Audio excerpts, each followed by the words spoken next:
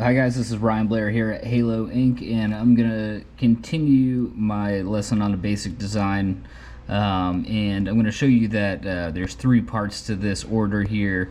So we got the arrow pointing to the right. There's also an arrow pointing to the left. So I'm gonna show you a really quick way to do product number 2. It's super simple. So all we're gonna do is just go ahead and flip the arrow there.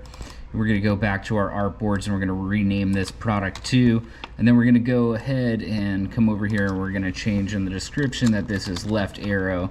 And now all we need to do is export for screens. We've got all the same settings there. Go ahead and hit export artboard and go ahead and come back here to Corebridge, and we're just going to go ahead and drop in the product number 2 proof. And we're going to go ahead and email that out as well, CCing the sales rep. And that's how easy it is to make changes on the fly when exporting for screens. Thanks for watching.